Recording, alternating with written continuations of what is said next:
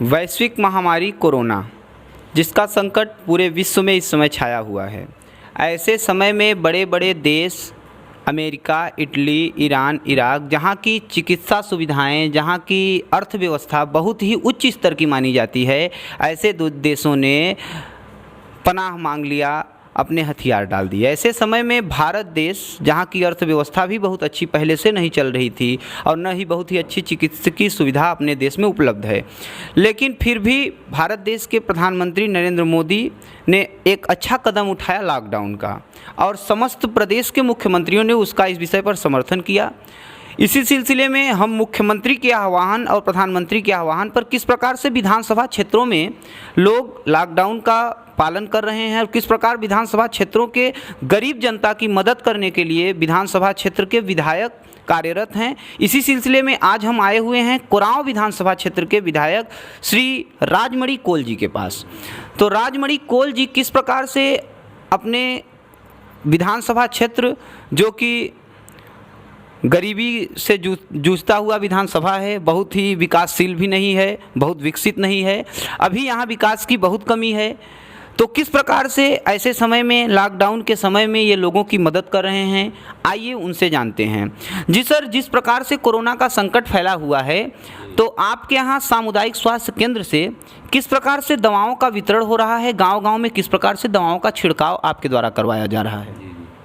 एक तो कोविड-19 के लिए जो हमारे यहाँ के स्वास्थ्य केंद्र हैं, ये 2-3 स्वास्थ्य केंद्र हमारी विधानसभा के अंतर्गत आते हैं। कोरांव है, मांडा है और मेजा। ये कोरांव विधानसभा के तीनों स्वास्थ्य केंद्र आते हैं और सभी अधीक्षकों से भी बात हुई, सभी डॉक्टरों से मेरी बात हो गई है। और गाँव में जो छिड़काव है और जो कुआं है, हैंडपंप है, नाली है, इन जगहों पर जो सार्वजनिक स्थान है, ऐसे स्थानों पर सफाई कर्मी को लगा करके और वहाँ पर छिड़काव करने की व्यवस्था कराई गई है।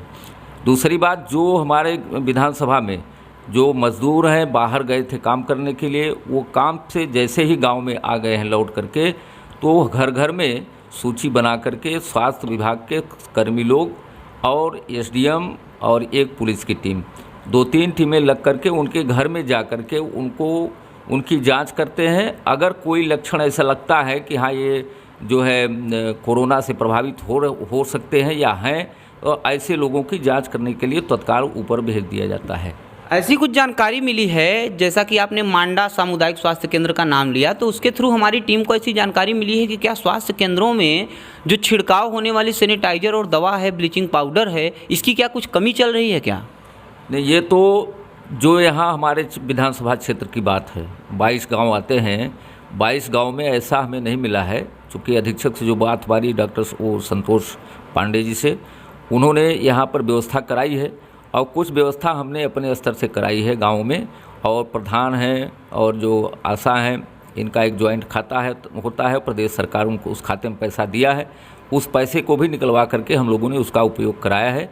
और जहाँ कहीं दिक्कत हो रही है वो सीएमओ से भी हमारी बात हो करके और हर स्वास्थ्य केंद्रों पर जो समस्या आ रही है उसको सॉल्व कराने की कोशिश करते हैं। अभी हम लोग जब रास्ते में आ रहे थे आपके आवास पर, तो रास्ते में अनऑफिशियली हमने कुछ लोगों से बातचीत किया, तो कुछ लोगों का राशन कार्ड की गड़बड़ी में बोलना है कि समस्या है, कुछ का यूनिट कट गया है, लॉकडाउन के बीच में यूनिट कट गया, कुछ की ऐसी समस्या है कि उन्हें कोटे पर गल्ला नहीं मिल पा रहा है, राशन नहीं मिल पा रहा है। क्या ऐसी जानकारी आपको मिली है? जी, इसकी जानकारी हमें है पूर्ण रूप से, और इसके लिए हम लोग डीएम से भी हमारी वार्ता हुई और सभी एसडीएम को यह निर्देश दिया गया कि जिनका नाम कट गया है सूची से, ऐसे सभी लोगों को चिन्हित करा करके लेखपाल और आंगनवाड़ी 2 कर्मचारी लगाए गए हैं। हर गांव में जा कर के ऐसे लोगों को चिन्हित करें, उनकी सूची बनाएं और तत्काल यहाँ पर 80% का लक्ष्य दिया गया था कि जो नाम कटे हुए हैं, ऐसे 80% लोगों को नाम जोड़ करके उनको राशन की व्यवस्था वितरण कराने की जाए।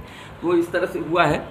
अभी इसमें मैं आपको और बताना चाहता हूं कि इसमें हमने अपने कार्यकर्ताओं को भी लगाया है। जो बूथ पर हमारा कार्यकर्ता है, मजबूत कार्यकर्ता होता है, अध्यक्ष है, उस बूथ अध्यक्ष के द्वारा भी सूची बनवा करके हमने उसको जुड़वाने का काम किया है। कुछ अभी जोड़ने के लिए शेष रह गए हैं जो लक्ष्य से ऊपर हैं, उस लक्ष्य को बढ़वाने के लिए भी मैं ऊपर एसडीएम साहब से बात करके 1-2 दिन में उसको जुड़वा दूंगा। चूँकि जो 1 मई से राशन बंटना है उसमें जो हमारे कटे हुए नाम हैं वो सब जोड़ दिए जाए। कहीं पर कोटेदारों से हमने आग्रह करके मानवता की दृष्टि से जो विकलांग हैं और निराश्रित हैं बिल्कुल, ऐसे लोगों का नाम न होने के बावजूद भी 5-5 किलो 10-10 किलो राशन की व्यवस्था हमने तो करवाई। ये राशन आपके तरफ से वितरण स्वयं के निधि से वितरण किया जा रहा है कि कोटे से आप लोग ये वितरण करवाएंगे? ये तो कोटे से हो रहा है अभी। जो हमारे व्यक्तिगत है, हम लोगों ने तो अपना निधि और सैलरी दोनों समर्पित किया है शासन को। शासन के स्तर से जो सुविधा आ रही है वो तो गरीबों के लिए आ ही रही है, लेकिन हम लोग जैसे समाज के बड़े लोग हैं उनसे कुछ लोगों से हमने राशन इकट्ठा कराया, चावल और गेहूं और कुछ सब्जियां इकट्ठा करा करके गांव में कार्यकर्ताओं के माध्यम से वही भी वितरण हो रहा है। लेकिन जो सरकार की नीति है कि कोई भी इस कोविड-19 के अंतर्गत जो भी गरीब हमारा है वो गांव का हो चाहे नगर का हो, कोई भी बिना भूखे न रहने पाए, ऐसे लोगों को चिन्हित करके सरकार भी दे रही है और स्वयंसेवी संस्थाएं भी लगी हैं, हमारे कार्यकर्ता भी लगे हैं, हम लोग भी उसका वितरण करा रहे हैं इस तरह से। तो कल मेजा एसडीएम जी से बात हुई तो उन्होंने कहा कि जो नाम अभी सूची में जुड़ रहे हैं उनका वितरण 1 मई को न होकर के बल्कि 15 मई को वितरण होगा। तो क्या इस विषय में आपने एसडीएम महोदय से बात किया? नहीं, इस पर तो अभी हमें जो जानकारी दी गई थी कि माननीय विधायक जी उनके एसडीएम मेजा के द्वारा भी सूचना आई थी कि आप अपने कार्यकर्ताओं को लगा करके सूची बनवा दीजिए। इस पर उन्होंने बताया था कि जो नाम जा रहे हैं वो जुड़वा दिए जाएंगे और जुड़वाने के बाद जो 1 मई को वितरण होने वाला है उसमें हो जाएगा। अगर किसी कारणवश नहीं हो पाया तो 15 तक में हर हालत में वो हो जाएगी, ऐसी सूचना मिली है। तो क्षेत्र की जनता, गरीब जनता आप लोगों से यही चाहती है, यही उम्मीद रखती है कि जो भी नाम इस समय में कटे हुए हैं अगर वो जुड़ रहे हैं तो भरपूर आप लोग प्रयास करिए कि 1 मई को उनको गल्ला मिल सके। और योगी सरकार का जो निर्देश है, आदेश है, जिस हिसाब से दाल वितरण के बारे में कुछ जानकारी मिली है, अभी तक कोटे में ऐसा वितरण हुआ नहीं, तो 1 मई से क्या ऐसा कोई वितरण होने जा रहा है? इसमें उच्चाधिकारियों से हमारी बात हुई है दाल के संबंध में, चूंकि जानकारी ये थी कि 15 तारीख से जो राशन बंटेगा चावल और दाल बंटेगी, लेकिन दाल नहीं आ पाई।